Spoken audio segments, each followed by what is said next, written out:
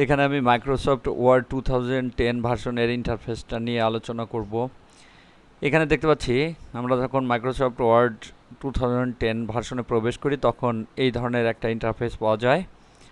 উপরে রয়েছে title bar, কোন প্রোগ্রামে কাজ করছি সেই প্রোগ্রামটার নাম লেখা থাকে, যেমন এখানে লেখা আছে মাইক্রোসফট ওয়ার্ড। এটাকে বলে কুইক অ্যাক্সেস বার। এখানে এই অ্যাক্সেস বারে বিভিন্ন কমান্ড যোগ করে রাখা যায়, যে কমান্ডগুলো খুব বেশি প্রয়োজন পড়ে এবং দ্রুত সেখানে ক্লিক করে সেই কমান্ডটা প্রয়োগ করা যায়। যেমন এখানে আমি সেভের একটা বাটন দেখতে পাচ্ছি, এখানে ক্লিক করলে সেভের বক্সটা চলে আসবে। এভাবে এখানে কুইক অ্যাক্সেস টুলবারে বিভিন্ন কমান্ড যোগ করে রাখা যায়, যে কমান্ডগুলো আমাদের খুব প্রয়োজন পড়ে। এটাকে বলে কুইক অ্যাক্সেস টুলবার। এখানে বেশ কিছু মেনু দেখতে পাচ্ছি, এখানে মোট 8টা মেনু রয়েছে। এই মেনুতে ক্লিক করলে এখানে নিচে যে টুলবারের মতো দেখতে পাচ্ছি এটাকে বলে রিবন। এই প্রতিটা মেনুর জন্য এক একটা রিবন রয়েছে এবং সেই মেনু সম্পর্কিত রিবনটা চলে আসে। এখানে দেখতে পাচ্ছি রিবন চেঞ্জ হচ্ছে যখনই আমি আলাদা মেনুতে যাচ্ছি। এই রিবনটা এভাবে কমান্ডগুলো শুরু হয়েছে মাইক্রোসফট অফিস 2007 ভার্সন থেকে। এর পূর্বে এ ধরনের কোনো রিবন ছিল না, এখানে শুধুমাত্র টুলবার থাকতো এবং মেন কমান্ডগুলো ছিল মেনুতে ক্লিক করার পর অনেকগুলো অপশন আসতো এবং সেখান থেকে অপশনের মাধ্যমে কাজ করতে হতো। কিন্তু মাইক্রোসফট অফিস 2007 থেকে এই অপশনগুলো বাদ দিয়ে সরাসরি একটা রিবনের মধ্যে বিভিন্ন আইকনের দ্বারাই কমান্ডগুলো সেট করে দেওয়া হয়েছে। এখানে প্রথম যে মেনুটা দেখতে পাচ্ছি ফাইল মেনু, এখানে ক্লিক করলে এরকম অপশনগুলো আসে। কিন্তু মাইক্রোসফট অফিস 2007-এ সরাসরি এখানে ক্লিক করলে একটা অপশন সহ মেনু আসতো এবং সেখান থেকে কাজ করতে হতো। এখানে একটা বিরাট পার্থক্য রয়েছে অফিস 2007 এবং 2010 ভার্সনের মধ্যে। আর অন্য জায়গায় এত পার্থক্য তেমন একটা পরিলক্ষিত হয় না।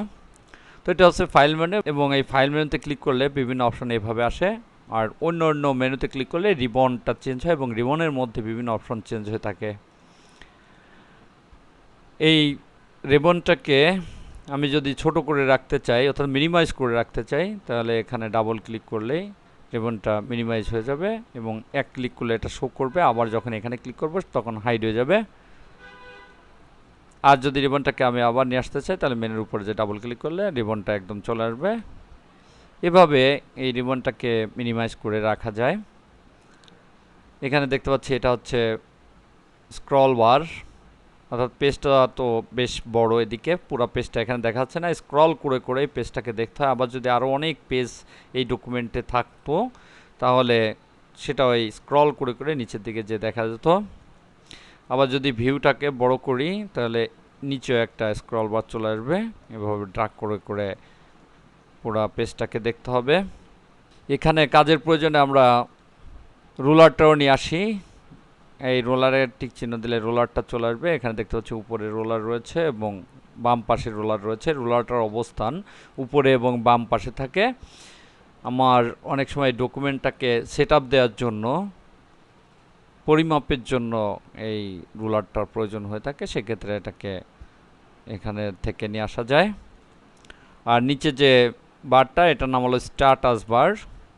এখানে কতগুলো পেজ আছে, আমি কত নম্বর পেজে আছি তা এখান থেকে দেখা যায়। এখান থেকে বিভিন্ন পেজে যাওয়া যায় ক্লিক করে। নিচেরটাকে বলে স্ট্যাটাস বার। এটা হচ্ছে মাইক্রোসফট অফিস 2010 ভার্সনের ইন্টারফেস।